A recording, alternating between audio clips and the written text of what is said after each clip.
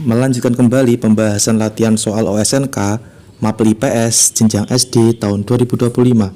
Perhatikan soal berikut.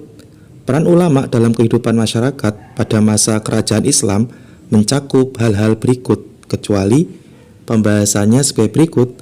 Peran ulama dalam kehidupan pada masa kerajaan Islam mencakup beberapa hal, seperti memberikan pendidikan dan pengajaran agama, menjadi penasehat dan pembimbing spiritual, mengembangkan hukum dan tatanan sosial berdasarkan syariat Islam, menjadi mediator dalam konflik dan penyelesaian masalah.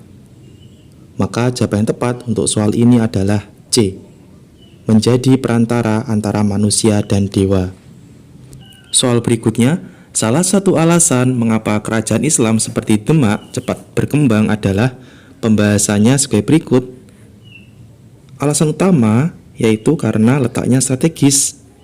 Hal ini dikarenakan karena kerajaan Demak terletak di jalur perdagangan pesisir utara Jawa yang strategis untuk perdagangan dan penyebaran Islam.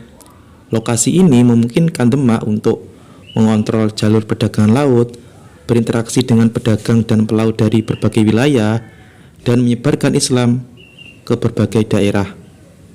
Letak strategis ini membantu kerajaan Demak berkembang pesat dan menjadi pusat penyebaran Islam di Jawa. Peran pelabuhan dan perdagangan laut sangat penting dalam perkembangan ekonomi dan politik kerajaan Demak. Maka jawaban yang tepat untuk soal ini adalah D. Letaknya strategis di jalur perdagangan pesisir utara Jawa Timur.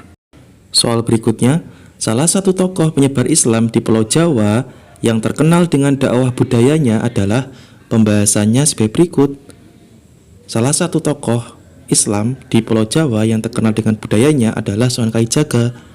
Sunan Kalijaga adalah salah satu tokoh penyebar Islam di Pulau Jawa yang terkenal dengan metode dakwahnya yang unik dan kontekstual.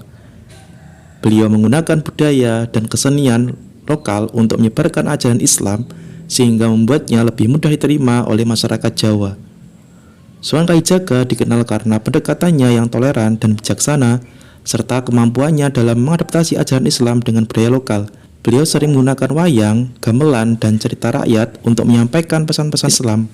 Dakwah yang kontekstual dan santun membantu mempercepat penyebaran Islam di Jawa. Maka jawaban yang tepat untuk soal ini adalah B. Sunan Kalijaga. Soal berikutnya, kerajaan Islam pertama di Indonesia yang tercatat dalam sejarah adalah pembahasannya sebagai berikut. Kerajaan Samudra Pasai di Aceh sering dianggap sebagai salah satu kerajaan Islam pertama di Indonesia. Kerajaan ini berdiri pada abad ke-13 dan memiliki peran penting dalam penyebaran Islam di wilayah Nusantara. Kerajaan Samudra Pasai menjadi pusat perdagangan dan penyebaran Islam yang signifikan, serta memiliki hubungan dengan kerajaan-kerajaan lain di Asia.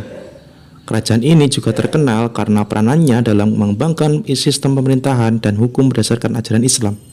Namun, perlu dicatat bahwa ada juga pendapat yang menyebutkan kemungkinan adanya kerajaan Islam lain yang lebih awal di Indonesia, tetapi kerajaan Samudra Pasai adalah salah satu yang paling terdokumentasi dan berpengaruh dalam sejarah penyebaran Islam di Nusantara. Maka jawaban tepat untuk soal ini adalah C.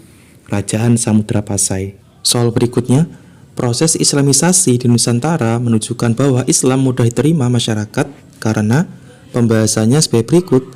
Proses Islamisasi di Nusantara menunjukkan bahwa Islam dapat diterima dengan baik oleh masyarakat karena para penyebar Islam pada masa itu mampu mengadaptasi dan mengakomodasi budaya lokal dalam dakwahnya.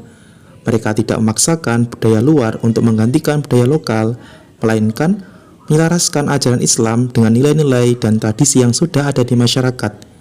Dengan pendekatan ini, Islam dapat diterima secara lebih luas dan damai, serta menjadi bagian integral dari kehidupan sosial dan budaya masyarakat Nusantara. Dakwah yang kontekstual dan menghormati budaya lokal menjadi kunci keberhasilan penyebaran Islam di wilayah ini. Maka jawaban tepat untuk soal ini adalah C. Mengakomodasi budaya lokal dalam dakwahnya. Soal berikutnya, Islam masuk ke Indonesia melalui berbagai jalur. Salah satu jalur utama yang paling berpengaruh adalah pembahasannya sebagai berikut. Perdagangan antar bangsa di wilayah maritim menjadi salah satu jalur utama penyebaran Islam di Indonesia. Para pedagang Muslim dari Arab, Persia, dan Gujarat yang berlayar dan berdagang di Nusantara membawa serta ajaran Islam, dan berinteraksi dengan masyarakat lokal. Melalui interaksi dagang dan budaya ini, masyarakat Nusantara mulai mengenal dan kemudian menerima Islam. Peran pedagang dan pelaut Muslim sangat penting dalam proses Islamisasi di Indonesia, karena mereka tidak hanya membawa barang dagangan, tetapi juga membawa nilai-nilai dan ajaran agama.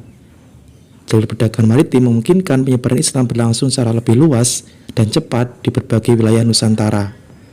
Maka jawaban yang tepat untuk soal ini adalah D, perdagangan antar bangsa di wilayah maritim. Sekian untuk pembahasan kali ini. Terima kasih, semoga bermanfaat.